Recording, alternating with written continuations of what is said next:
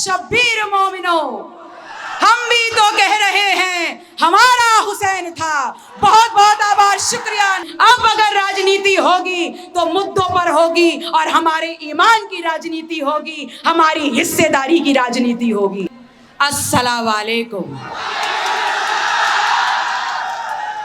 ये पिछड़ा, दलित, अल्पसंख्यक, आदिवासी, मुसलमान समाज, ये वो समाज है इस देश का जब इस देश के खेत खलिहानों में उतर जाता है तो इतना अनाज पैदा कर देता है कि 135 करोड़ लोगों का पेट भर देता है। ये पिछड़ा, दलित, आदिवासी, मुसलमान समाज, ये वो समाज है जब अपने कंधे पे बोझा उठाता है तो इस देश का ढांचा बना देता है। ये पिछड़ा, दलित, आदिवासी, मुसलमान समाज वो समाज है जब दिन भर काम करके अपने खून को पसीने में बदलता है, तब इस देश का खजाना भर के इसको दोबारा सोने की चिड़िया बनाने का काम कर देता है। लेकिन यही पीडीएम समाज इस 75 साल की आजादी वाले देश में जब अपनी हक, अपनी हिस्सेदारी, अपना सामान, शिक्षा, सदन, रोजगार, कमाई, पढ़ाई, लिखाई में मांगता है, तब ये सरकारें कहती हैं कि अभी आप लाइन में हैं, थोड़ा इंतजार कर लो। तो मैं आपसे कहती हूं कि लाइन में तो हम पिछले 75 सालों से हैं और पिछले 75 सालों से अपने संविधान की ताकत को इस्तेमाल करके हर वो शख्स को हमने सरकार बनाने का काम किया है जिस पे हमने विश्वास किया था कि हमारी हिस्सेदारी वो हमको दे देगा। लेकिन अफसोस, जो भी आया वो हमको वोट बैंक समझ करके हमारी संवैधानिक ताकत को लूट करके चला गया और हमको दोबारा लाइनों में खड़ा करने का काम कर दिया।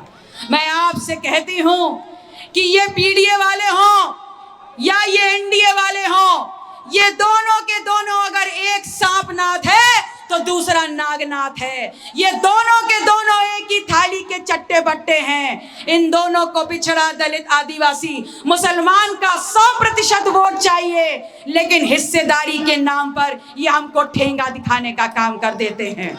मैं आप लोगों से कहने आई हूं कि ये एनडीए वाले 2014 में बड़ा तड़प रहे थे बिन पाली मछली की तरह अपनी सरकार बनाने के लिए, और तब कहा था कि देश को बहुत आगे तक ले जाएंगे, विकसित कर देंगे, हर घर में दुगनी कमाई होगी और हर साल 2 करोड़ नौजवानों को रोजगार देंगे, 15-15 लाख बोनस में दे देंगे, अच्छी दवाई और अच्छी पढ़ाई दे देंगे।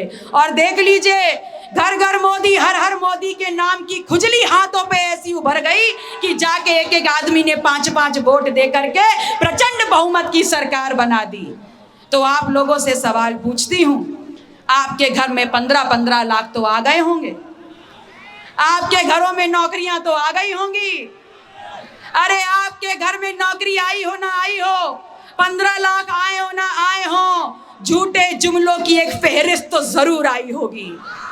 मैं आप लोगों से कहती हूँ कि 2019 में नाक ऐसे ना पकड़ के घुमा के पकड़ी और वही पुरानी आदत इस देश के पिछड़ा, दलित, आदिवासी की खुजली फिर उभर आई और घर घर मोदी, हर हर मोदी करके दोबारा सरकार बना दी। और इस बार फहरिस्त नहीं आई, इस बार जेब से एक एक नोट निकाल करके जेब को सीने का काम कर दिया नोटबंदी के बाद, और हम सबको भिखारियों की लाइन में खड़ा कर दिया। अब आ गया है 2024 और 2024 के आखिरी चुनाव के आखिरी चरण में हम आ गए हैं और फिर ये झूठे वादे लेकर के आ रहे हैं, लेकिन पिछले वादों पे कोई सवाल नहीं, कोई जवाब नहीं। और आज क्या कह रहे हैं? आज कह रहे हैं कि धन्य है इस देश के यशस्वी प्रधानमंत्री मोदी जी, जो इस देश के 80 करोड़ लोगों को 5 किलो राशन दे रहे हैं। अरे डूब मरना चाहिए ऐसे प्रधानमंत्री को, जो इस देश को पहचान दिलाने वाले किसान, मजदूर, शोषित, पिछड़ा, आदिवासी, अल्पसंख्यक समाज को कह रहे हैं कि जाओ अपने परिवार का गुजारा 5 किलो राशन में कर लो। वो प्रधानमंत्री ऐसा कह रहा है जो अपनी नाक पोंछने के लिए भी 1000 रुपए का रुमाल इस्तेमाल कर लेता है। वो प्रधानमंत्री ऐसा कह रहा है जो एक दिन में एक भाषण देने के लिए 15 लाख का सूट पहन के आता है।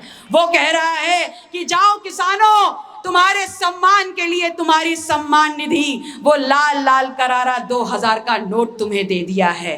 वो उसमें कहता है खुशियां भी बटोर लो, बच्चों की शादी भी कर लो, शिक्षा भी कर लो और जो कुछ निपटाना है सब निपटा लो। तो मैं आपसे कहने आई हूं कि इस बार अगर ये 5 किलो राशन दे तो रख लेना, 10 किलो दे तो रख लेना, 20 किलो दे तो रख लेना, 2000 दे, 20,000 दे, जो दे वो रख लेना। ये इनके बाप के घर का अनाज नहीं है, ये आपके और हमारे खेतों का अनाज है। और जो नोट आपके बीच में करारे करारे फेंके उनको भी बटोर लेना। ये नोटबंदी के बाद हमारी जेबों से निकाल के ही तो हमको कंगाल कर दिया है। आप लोगों को सिर्फ इतना कहना चाहती हूँ कि 2014 में बड़ी चालाकी से निकाले थे आपके जेब का एक एक वोट और बनाई थी प्रचंड बहुमत की सरकार। 2019 में नोटबंदी करने के बाद निकाल लिए आप लोग के जेब के एक एक नोट, और 2024 में अगर इन झुट्टों के चक्कर में पड़े तो इस बार जाएगी शरीर की लंगोट और नंगे हो जाएंगे आप समाज और परिवार के सामने। आप बता नहीं पाएंगे कि आपने अपनी संवैधानिक ताकत का क्या इस्तेमाल किया। और उधर देखिए, अभी कुछ दिन पहले मैंने एक भाषण सुना, वो कह रहे थे कि अगर हमारी सरकार नहीं बनी तो राम मंदिर में ताला लग जाएगा। अरे माननीय मोदी जी, आप भविष्यवक्ता मत बनिए और ये मत बताइए इस देश में आगे क्या होगा। आप पहले ये बताइए कि आपके शासनकाल में इस देश में क्या क्या हो गया। आपके इसी देश में आपके शासनकाल में कैसे आपने लोगों की जेब पे ताला लगा करके नोटबंदी कर दी, इस बात का जवाब दे दीजिए। कैसे आपने इस देश में कोरोना के बाद इस देश में लॉकडाउन लगा करके लोगों की सांसों पर, लोगों की भूख पर, लोगों की कमाई पर आपने ताला लगा दिया। पहले इस बात का जवाब दीजिए। आने वाले वक्त खुद ही बता देगा राम मंदिर पे ताला लगेगा या नहीं लगेगा। मैं आप लोगों से कहने आई हूं कि ये दूसरे जो चोर आपके बीच में खड़े इंडिया अलायंस वाले, ये कहते हैं हम पिछड़ा, दलित, अल्पसंख्यक की रहनुमाई करते हैं।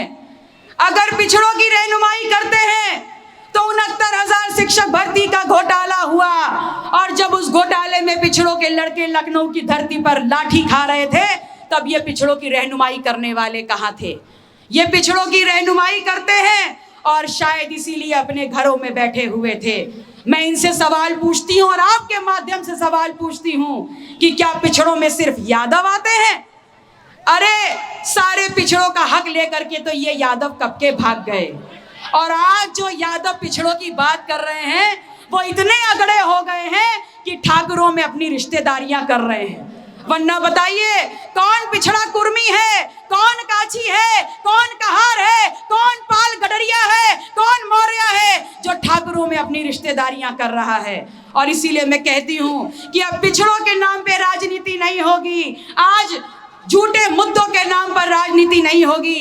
अब अगर राजनीति होगी तो मुद्दों पर होगी और हमारे ईमान की राजनीति होगी, हमारी हिस्सेदारी की राजनीति होगी। मैं आप लोगों से कहने आई हूं, ये कहते हैं हम दलितों के रहनुमा हैं। अगर दलितों के रहनुमा हैं तो ये तब कहाँ थे जब इसी देश में एक दलित के सर से पेशाब कर दी गई और इनके मुंह से एक शब्द नहीं निकला था। ये मुसलमानों के रहनुमा हैं। अरे ये तो मोदी जी से भी बड़े वाले झुट्टा हैं। इनके मुंह से अल्पसंख्यक के अलावा कभी मुसलमान का माँ तो निकलता नहीं है। माँ बोलने में पैंट गीली हो जाती है और बोलते हैं मुसलमानों के रहनुमा हैं। आज जब इस देश में मुस्लिम रिजर्वेशन की बात हो रही है और तमाम भारतीय जनता पार्टी के लोग बोलते हैं कि अगर मुसलमानों को रिजर्वेशन दे दिया तो पिछड़ों का रिजर्वेशन की लूट हो जाएगी, तो जिनको जो अपने आप को तथाकथित ये मुसलमानों के रहनुमा समाजवादी पार्टी वाले लोग अपने मुंह से ये बोलने को तैयार नहीं है कि हमारे शासनकाल में ना पिछड़ों के साथ अन्याय होगा और ना मुसलमानों के साथ अन्याय होने देंगे। लेकिन हमारी मानसिक स्थिति देखिए, हम पिछड़ों दलितों की, हम मुसलमानों की, कि जो हमारा नाम तक नहीं ले रहा है हम उसके नाम पर अपनी जवानी कुर्बान करने चले हैं। जो हमारा नाम तक नहीं ले रहा है हम उसके नाम पर पिछले 25 सालों से दरियां बिछाने का काम कर रहे हैं। जो हमारा नाम तक नहीं ले रहा है, हम उसके नाम पर इस लोकतांत्रिक व्यवस्था में अपनी संवैधानिक ताकत, इस वोट की ताकत को घंटों लाइन में धूप में खड़े होकर के उसको वोट दे करके उसको सरपरस्ती देने का काम करने का सोच रहे हैं। मैं आपसे कह रही हूं कि भूलिएगा नहीं, इस देश में अक़लियत की राजनीति को एक नई जुबान चाहिए, और वो नई जुबान ऐसी हो जो इस देश में इस बात को खत्म कर दे, निस्तो नाबूद कर दे कि इस देश की अक़लियत की राजनीति इस देश में बहुसंख्यक राजनीति से अपने आप को सिर्फ बचाए तक सीमित रखने की है। बिल्कुल गलत। वो नई आवाज इस देश में इस बात को साबित करेगी कि अगर बॉर्डर पे मुसलमान खड़े होकर देश की रक्षा कर रहा है, अगर खेतों में उतर करके मुसलमान देश की आजाद पैदा कर रहा है, अगर अपने हाथों के हुनर से ये देश को दुनिया में ख्याति दिला रहा है, तो इस देश में लड़ाई मुसलमानों की हक और अधिकार और हिस्सेदारी की है, और संवैधानिक हिस्सेदारी की है। मैं आपसे कोई लंबे चौड़े वादे करने नहीं आई, लेकिन पीडीएम के संयोजक होने के नाते आज इस भरे मंच से आपकी लोकसभा को कुशीनगर के प्रत्याशी माननीय स्वामी प्रसाद मौर्य जी के चुनाव निशान गन्ना किसान पर आपका सहयोग, समर्थन और आशीर्वाद मांगने आई हूं। और जब आप अपनी संवैधानिक ताकत का इस्तेमाल करने के लिए 1 जून को अपने पोलिंग बूथ पे जाएंगे, तो आपको ईवीएम मशीन पे नंबर 6 पर माननीय स्वामी प्रसाद मौर्य जी के चेहरे के साथ उनका चुनाव निशान मिल जाएगा। उसको इतनी ताकत से दबा दीजिएगा कि जब 4 तारीख को ईवीएम की पेटियां खुले तो ये गन्ना किसान स्वामी प्रसाद मौर्य जी को लेते हुए सीधे उस सदन में जाए जहां पर माननीय असदुद्दीन ओवैसी साहब बैठे हुए हैं, ताकि मिल करके, ताकि अगर विधानसभा में आपकी ये बहन पीडीएम की आवाज बुलंद कर सके, तो उस उच्च सदन में माननीय असदुद्दीन ओवैसी साहब और स्वामी प्रसाद मौर्य जी सरकार की आंखों में आंखें डाल करके सवाल कर सके। आप सभी अक़लियत के लोगों का, मेरे भाई बहनों, बुजुर्गों, माताओं बहनों और दूर तक मेरी आवाज को सुनने वाले जो कुशीनगर के कोने कोने से आए हैं, आप सभी ईमान वालों से अंत में एक ईमान की बात कहते हुए रजा लूंगी कि तुम ही नहीं हो वारिसे, तुम ही नहीं हो वारिसे शब्बीर मोमिनो, हम भी तो कह रहे हैं हमारा हुसैन था। बहुत बहुत आभार, शुक्रिया। नमो बुद्धाय, जय भीम, जय संविधान।